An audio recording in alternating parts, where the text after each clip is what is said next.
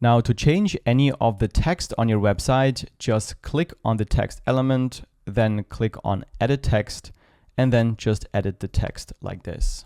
And it works exactly the same way with buttons. Just click on it, click on edit button, and then you can change the text right here. And you can also add a link where that button should link to. So let's link that button to the contact page.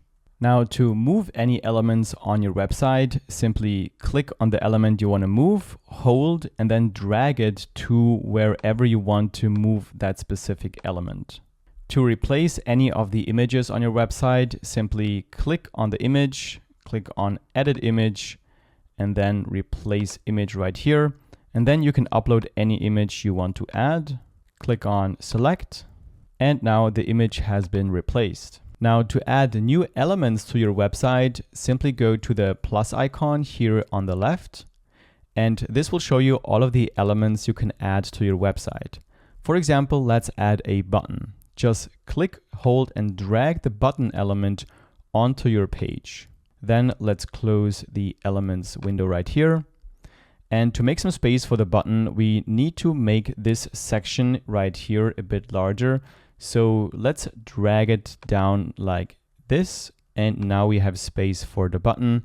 Let's click, hold, and drag it to the position where we want it to be placed. Then let's click on edit button and change the text and link it to a page. Now to add a completely new section to your page, simply hover over the section below which you want to place the new one, and then click on add section right here. Now we can start with a blank empty section, or you can choose one from these templates right here. For example, let's choose this one. And then we can edit this section exactly the same way as we've done before.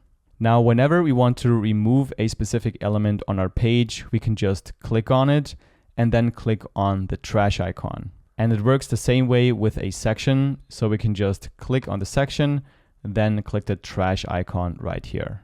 And whenever you mess up, like for example, moving an element accidentally to a weird position, you can just click on this undo button here at the top to undo the recent change.